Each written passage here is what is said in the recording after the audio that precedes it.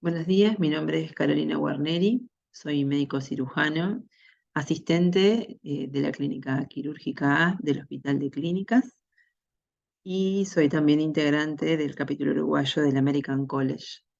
Así que, primero que nada, quiero darles la bienvenida. Creo que todo el curso, todos los temas que se van a tratar son muy interesantes y fundamentales para el manejo cotidiano del cirujano en general. Y bueno, el tema que me atañe a mí es tiroides. Van a ver que está dividido en diferentes clases o capítulos y en cada una se van a tratar diferentes toppings que son herramientas que todos debemos tener para el manejo habitual. Así que vamos a proseguir. El primer tema es algoritmo diagnóstico del nódulo tiroideo. Primero que nada, vamos a definir lo que es un nódulo tiroideo. El nódulo tiroideo es una lesión que asienta dentro de la glándula tiroides, que se diferencia radiológicamente del parénquima tiroideo que lo rodea. Solamente un 5% de estas lesiones son lesiones palpables y el 68% pueden ser evidenciados mediante una ecografía de alta resolución.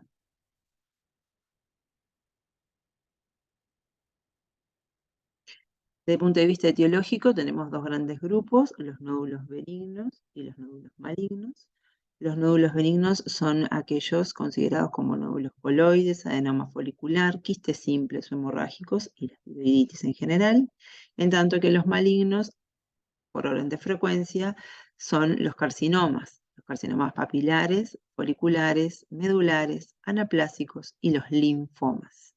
Y por último, no está puesto en esta tabla, pero sí se han visto, aunque en menos número todavía, las metástasis tiroideas de otras etiologías oncológicas. ¿Cuáles son los factores de riesgo que tenemos que tener presente para pensar en la etiología maligna de los nódulos tiroideos? Pacientes de sexo masculino con edad menor a 15 o mayor a 50 años, algunos trabajos proponen incluso mayor a 70 para los tumores más agresivos. Pacientes con antecedentes familiares de primer grado de cáncer de tiroides o antecedentes familiares de síndromes MEN2, algunos síndromes infrecuentes asociados como la poliposis colónica familiar o el síndrome de Gardner, y la presencia incluso de síntomas asociados a la presencia del nódulo tiroideo que nos haga pensar en naturaleza maligna con compromiso locorregional, como la presencia de disfagia y de disnea. El antecedente de radioterapia previa es un antecedente no menor, sobre todo a nivel de cabeza y cuello.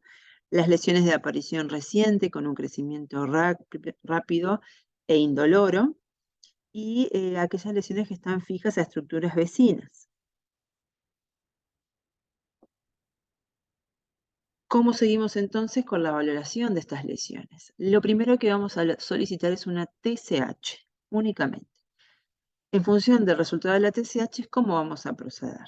Las guías ATA proponen cómo debe ser la evaluación de un nódulo tiroideo y en función de los hallazgos que se van encontrando en cada una de estas solicitudes de laboratorio que hagamos, cómo es que vamos a proseguir. La TSH puede encontrarse normal y por lo tanto estar el paciente en eutiroidismo. Es más frecuente el eutiroidismo en las lesiones malignas. Puede estar elevada y en el caso de estar elevada debemos solicitar T4 libre y anticuerpos antitiroperoxidasa tiroidea. ¿Por qué? Porque nosotros podemos estar presentándonos frente a un paciente con un hipertiroidismo.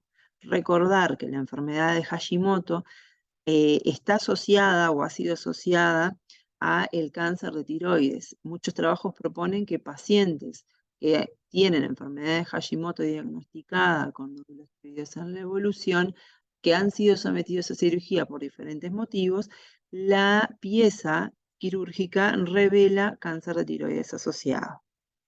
Por lo tanto, es un dato no menor. O por otro lado, puede estar suprimida la TSH, en cuyo caso debe proseguirse la valoración con gammagrafía, como hablaremos más adelante.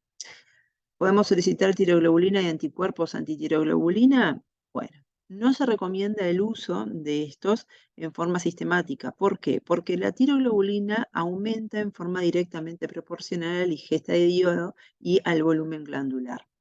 No tanto así frente a la naturaleza o a la funcionalidad tiroidea. Por lo tanto, solo se va a solicitar en aquellos casos en pacientes en donde nosotros planteamos o creemos que pueda tener una tiroiditis linfocitaria crónica, pero que tiene valores de anticuerpos antitiroperoxidasa tiroidea normal.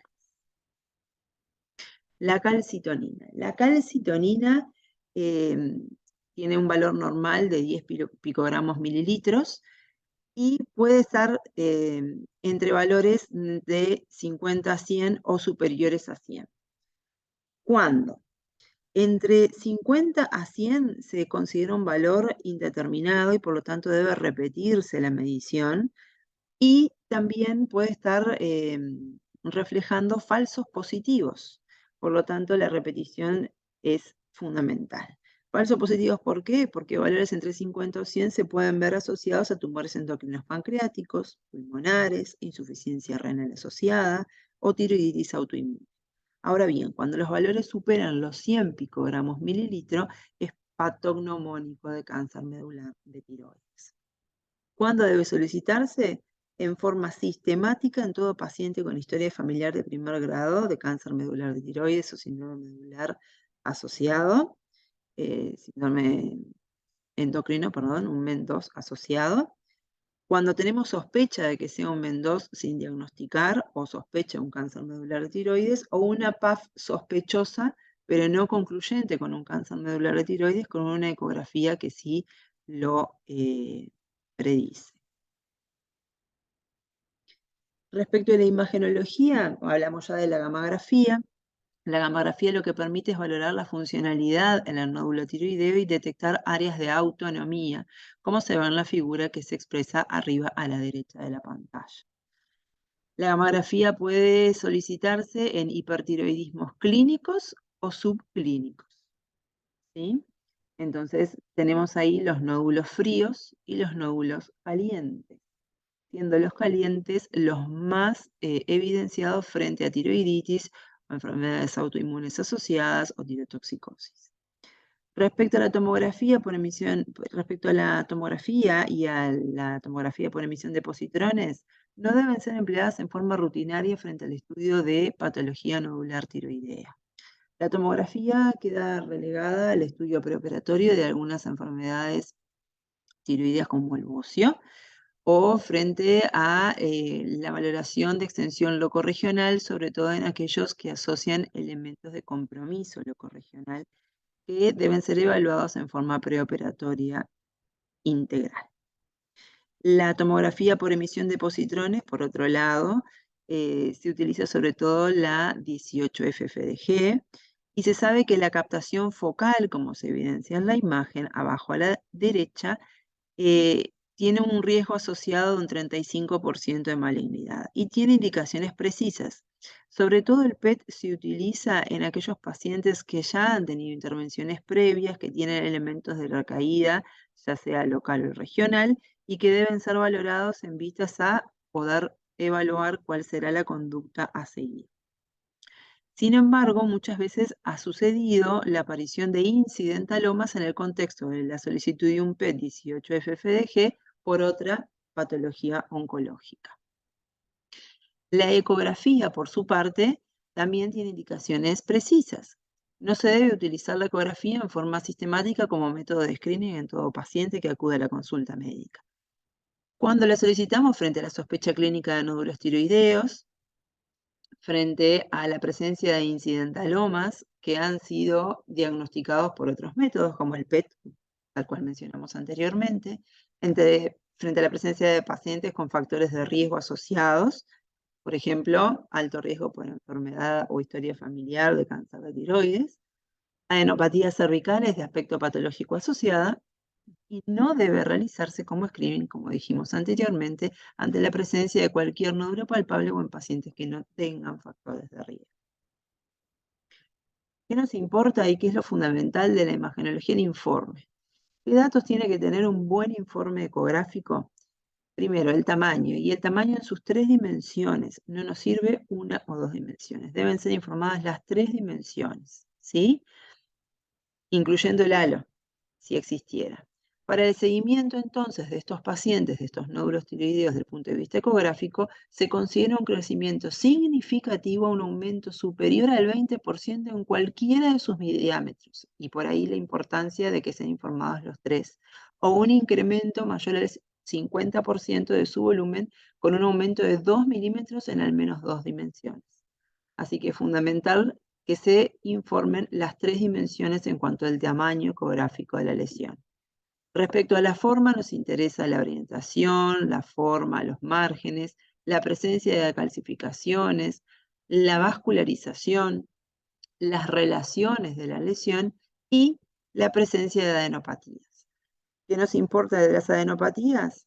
El hilio, la ausencia del hilio, la presencia de microcalcificaciones, que sea un hilio quístico hipervascularizado, una adenopatía hiperecoica o con un eje mayor a 7 milímetros son elementos de sospecha de malignidad. Entonces, ¿cuáles son los elementos sugestivos de malignidad más fuertes en la ecografía?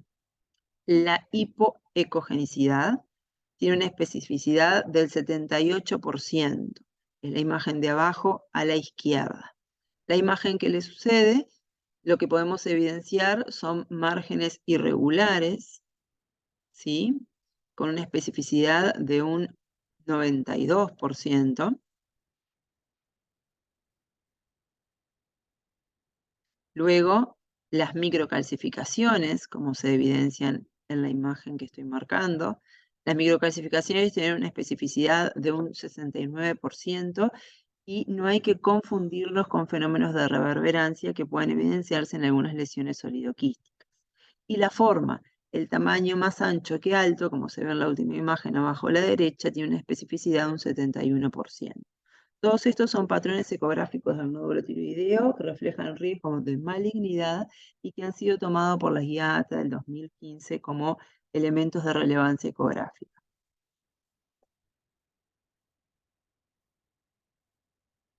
Ahora bien, el sistema de informes, que es el SCORE ACR del American College de Radiología, en la revisión del 2021, volvió a estandarizar los patrones que se toman para poder generar el score final, que es el TRATS.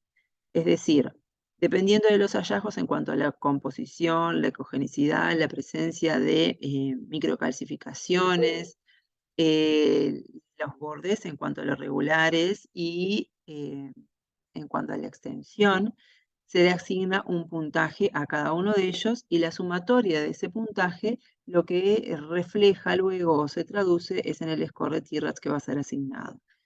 0 puntos para el TRATS 1 benigno, 2 puntos para el TRATS 2 sin sospecha, 3 puntos para el TRATS 3 con moderada sospecha, de 4 a 6 puntos, disculpen, para el TRATS 4 con una sospecha de malignidad y mayor a 7 puntos, mayor o igual a 7 puntos, un TRATS 5 con alta sospecha de malignidad.